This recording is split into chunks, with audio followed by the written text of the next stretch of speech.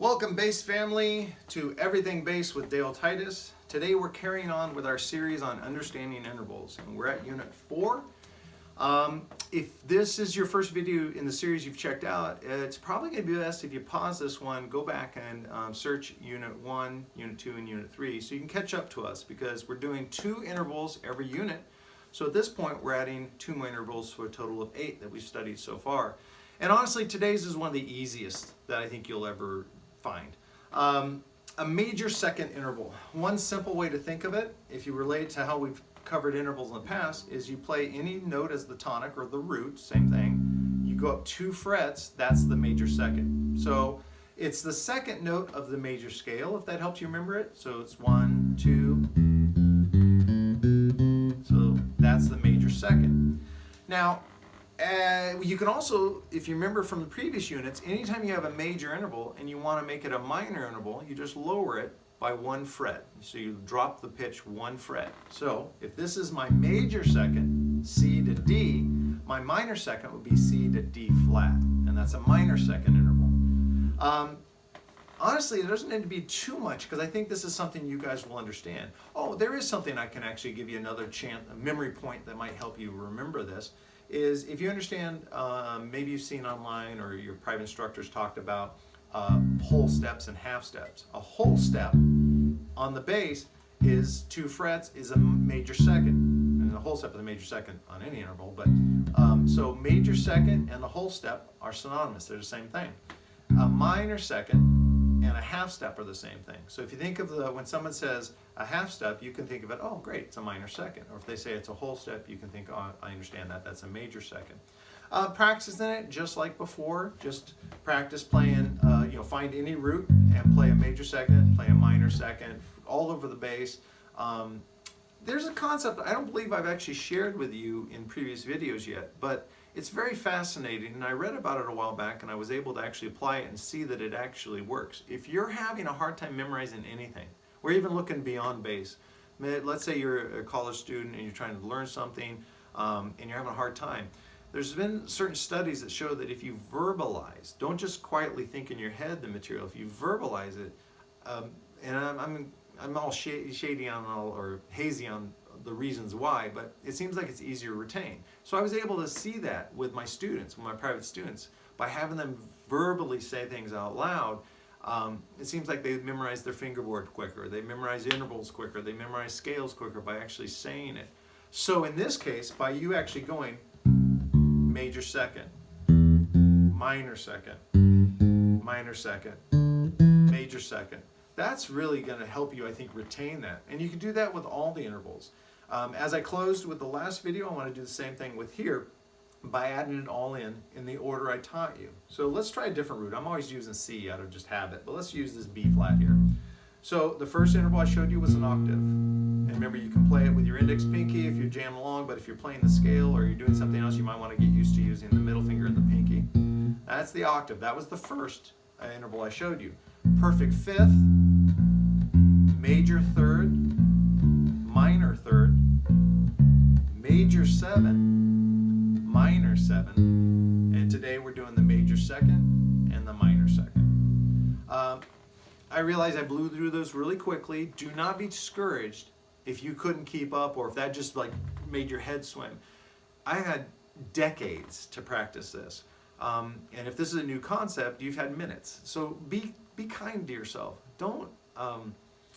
Don't get wrapped around the axle, to coin a phrase from one of my students, because it's coming too fast. Just back it up, go back to Unit 1, practice those, go to Unit 2, practice those, and just work back up. And if you're just patient with yourself, and you're focused, and you verbalize all the interval shapes, and say them while you play them, I know you'll get this.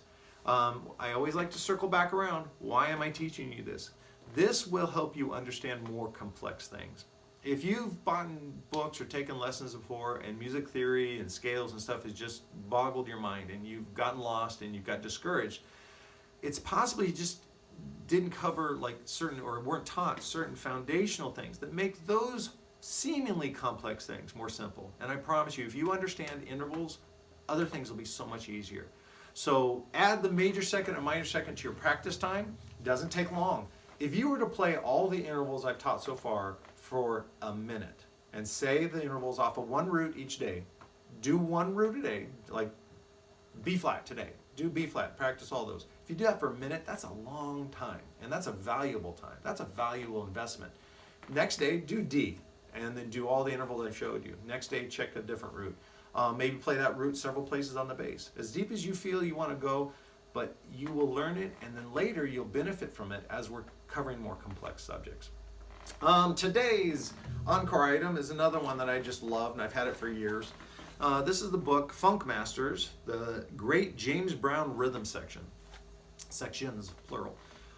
James Brown's music changed the world. His bass players likewise just revolutionized our instrument.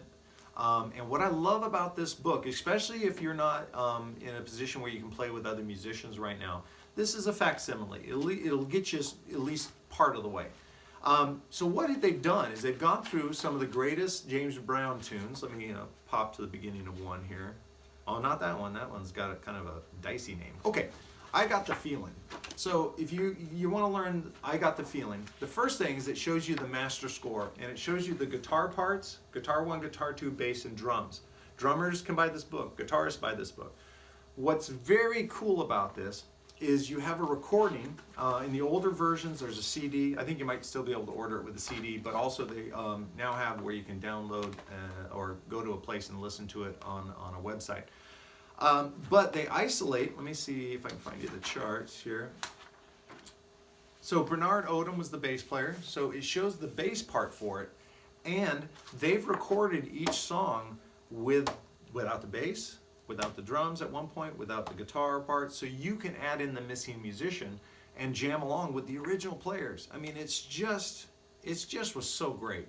Honestly, I got it just because I thought it'd be fun, and I learned new ways to navigate through certain chords. I found new ideas that I actually transferred to rock and metal bands. So just think, again, I don't want you guys getting too hung up on style. If you're like, oh, dude, I only play reggae, this will make you a better reggae player. And if you're like, oh, I just want to play the blues, oh, this will make you a better blues player. So don't narrow so much to just study the things you're interested in. Go beyond that. It's always common, like I bet your favorite band in the favorite style, they listen to music from outside the genre that they record, and it makes them better at what they do. So we got Unit 4 major second, minor second intervals, and we've got this Encore item. Check it out if you have the means to do so. It's a wonderful thing, and if you've been really missing maybe playing with a band, or you want to see if you're good enough to play with a band, this would be a great chance to play along with some absolute masters and learn some classic tunes. Thank you so much for checking out this video. Please below, if you have any questions or comments, just throw them down into the comment section. As I mentioned in a previous video, I want Everything Bass to become a part of our community. And I am recording the videos and I'm teaching like my style, but there's other ways to approach things. There's other ways that people might have, other teachers who maybe are checking this video, who can, in the comment section below, say, oh, okay, well, here's how I worked with major seconds and minor seconds. Or if you want to comment on the Encore item, how you use the book to improve your playing. I'd love this to be a real conversation. If you want to communicate with me, but maybe you don't want to do it on the comment section, my email address is dtitus@daletitus.com. You're welcome to email me there. Again, like, subscribe, hit the bell notification if this is the first video you've seen, so you can get notified about all the other videos that I am doing. The plan I have is for literally hundreds of instructional videos. There'll be interviews with some of the top bass players of today. There'll be product reviews. There'll be just conceptual things where I don't even have a bass on, but I'm going to talk about different things that I think can make you a better bass player. And of course, thank you so much for the people who have been supporting me through Patreon. My Patreon page is patreon.com, Everything Bass with Dale Titus. If you can support me through there, the subscribers will get access to printouts of all the material so that you can actually build your own binder of all the lesson material and review it maybe a little easier when you're away from your computer or your phone. And there'll be some exclusive items. I have some plans in the future for master classes that I'll be holding just for subscribers, and possibly also some giveaways on some gear. Maybe the little things at first, but then as the community grows and the support grows, I'll try to do some fun stuff. Because again, I love bass, and I love bass players. I love talking to bass players. I love interacting with bass players. I love being a bass teacher. It's an honor to be a bass teacher. And I just look forward to this growing to where we can all just become a community and share ideas, and we all can improve. And I promise you that I'm getting a lot out of this too, from comments and emails that I get from players. It's just been the best thing about my life right now. All right, love you guys. Please check out future videos, and I will see you the next time.